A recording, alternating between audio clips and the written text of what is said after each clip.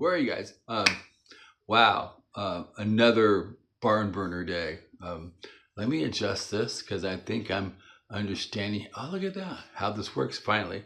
I had it only for a month though. I think it's Tuesday, July 22nd, 2005. It was a crazy day, a crazy good day. Um,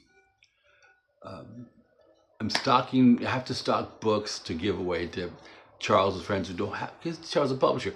Let's give everybody books as partying contestants or whatever. So up and down from the basement, um, putting books up and logging everything in. Look at the gimbal works finally. Hello, cool. Um, Misha Richter shows up today. Yay. Great guy. I can't say enough about him. He's a monster. He's a great artist, photographer. Now he's a filmmaker. There's that cool when you graduate from photography. It's hard. Some people don't. They'll be a still photographer. But you understand when you're a still photographer, you get the essence really quick of a person, and true to form, photography usually is you, the photographer. Um, Depending on what other circumstances, if it's you're working for corporate people or for a magazine, whatever, maybe you'll need a lighting director, a lot of people in there. But when you do movie, for the most part, you need people. You need people. You're a direct. You turn photography to be the director, and the director you're directing people. You have a vision, so you find a script you like, and then you make it into a screenplay. Then you find the people to light it the way you want to light it, because it's all about not just the dialogue between actors, it's how it's lit. Um, and so a lot of movies have not just you have light. You have to have light. And it has to make whatever circumstance is going to be this way, that way, this way. So Misha's making that jump, which is kind of cool. Hold on. My daughters are here, and I have one daughter who's an adventurer. My youngest daughter, she's feral, quite frankly, which is fine. And she's out running around. So any minute now, I expect Reese to walk in and go, "Hey, Dad." Misha's cool. Misha's really cool. Thank you, Misha, for your time, for your energy, for your input. We're all influenced somehow by Charles Fields, the renegade, the photographer. Uh, the guy is like no fair. I mean, I don't think anything, any cliche you say is not it's not going to be worthy of Charles. And he's fighting Parkinson's now, and he's um, trying to find a way back to some kind of normality.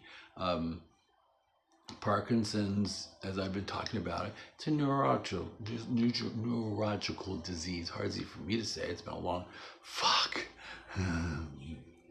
I have I think 2 interviews tomorrow. Thursday, I don't know how I'm gonna do Thursday. It's just crazy. And there's a couple people I missed, so I have to come back in September and get those people. It's gonna be a mad dash to the finish line. Then I have to clean up the studio, back up, make sure everything's backed up, unplug everything, put the cords where they're supposed to be, put the photographs back in the files, so when I come back, it's there.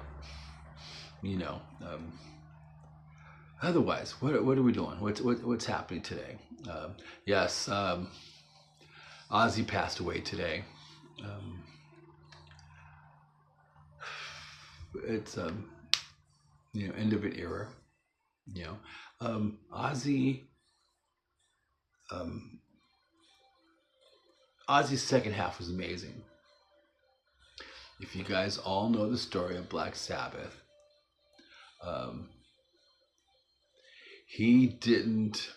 Um, Tony wrote the riffs, Geezer wrote the lyrics, Bill pounded the bass line, and Ozzy sang. And I don't want to take anything away from that, but if you know the Black Sabbath story, Ozzy wasn't allowed in the mix. Ozzy didn't hear the album, and towards the end, Ozzy didn't hear the albums until the public heard the albums.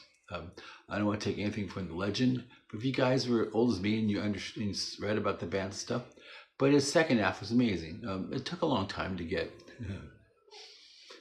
his recognition. I think after Randy passed, a lot of things helped. How do you say it? It's a rock and roll cliche. I don't want to say that, but when someone dies in a band, the band's elevated. It's really sad, but somehow it can point to a lot of people or situations that was it. Randy was Ozzy's situation that took him to the next level, and that's just rock and roll. It's not me. It's not my theory. It's rock and roll.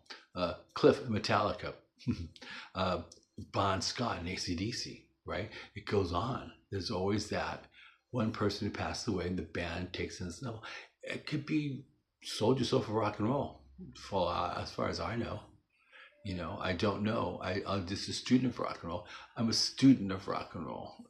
They gave out PhDs for music or rock and roll music, and I'd be teaching it because that's what I've been since I was in my teens.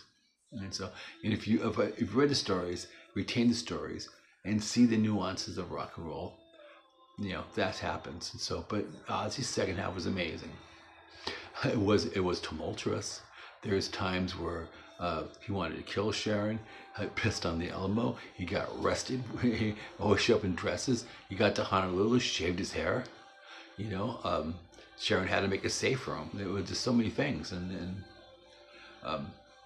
but overall, and then the guitar players that Ozzy fostered, that says a lot, right?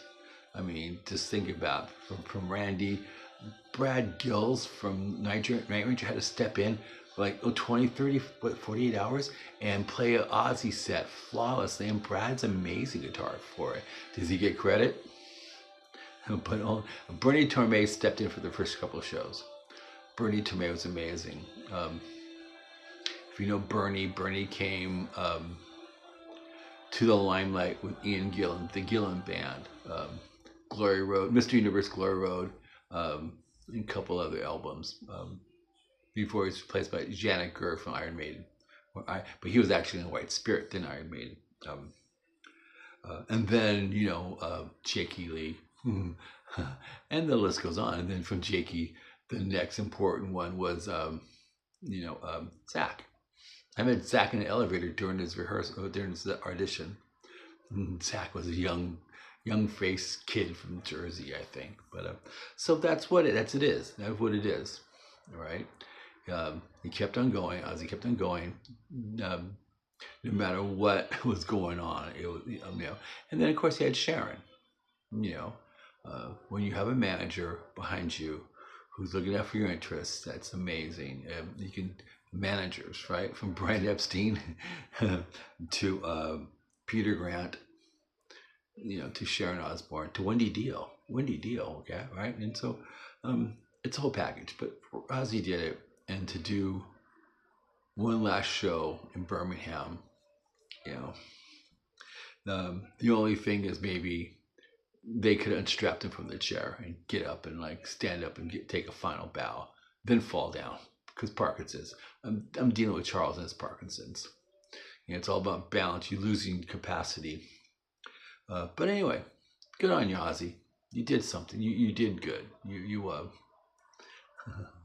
transcended. You overcame adversity. Really, if you guys know Sabbath's story, the last two albums, Technical Ecstasy and Never Say Die. Maybe they got better with age, but they got panned. They got panned hardcore. After even Sabotage had some brilliance to it. Still was overblown, cocaine fueled. But it's fine. It's good. God bless you, Ozzy. Godspeed. And for the millions and millions of Ozzy fans in there, thank you for your support. Okay, back to Cape Cod. My daughter's here. Yay, it's fun. Because we always hang out every 2 weeks. on the island. It's daddy daughter. They're in their 20s. It's good that they still want to hang out with me. I'm appreciative, and to get to check up on them and see what happens. We're not the dinner type people, but we time. We sometimes it depends where dad lives at, because you know like Honolulu is a weird place. It's really expensive, and you know you finally think you're a good place, but it doesn't matter. Hi, how you guys doing? Hope you're well. Again, thank you, Misha. You rock. You really, truly rock, and it's great. You'll know Misha Richter from he did Amy Winehouse's album, the Black Album, Back in Black or Back to Black or Back in Black or Black to Back. Something like that. The good cover. That's Misha Richter. He does have a film. It's starting to make the festival circuit. Good luck to you. It's called I Am Town. I think I explained it before, but when you're here in P-Town, it's a town, it's a community, it's generations of people, it's a small place, it's a group of people. They're most always artists somehow. During World War I, all the Americans couldn't stay in Paris anymore. They came here. Somehow they found the Cape and found to be extremely welcoming to artist people. And the whole town, it's a gallery town. It's this town, it's that town. And, but it's a lot of good gallery people here, artist people here. Charles, there's a list of people, and the movie will go for most of the people that Charles knew. So good. Okay, anyway, Tuesday, July 22nd, 2025. I'm in the dungeon getting ready for tomorrow's onslaught. I'm supposed to interview Jerry Portnoy. Finally, Jerry's a legendary blues cat. You guys got to check up on him. Chicago Blues, Muddy Waters, Eric Clapton, a bunch of other stuff. I first knew him in 1979. December 78, Journey to introduce Steve Perry did a concert for the public broadcasting system in San Francisco, and it was at the boarding house, which I think turned into something else. A beautiful club, and of course that's how they in Infinity, right? And that's how they introduced Steve Perry. It's a beautiful show. At the encore, Neil Schon brought out Jerry and I think Albert Collins to showcase it. But that's the first time I heard of Jerry Portnoy. Okay, anyway, it's good. I'm done ranting and raving. I don't know what time it is. I don't know how much stuff, but it's good. Anyway, from Truro, Massachusetts. No, I'm sorry, North Truro, Massachusetts. That's me saying aloha.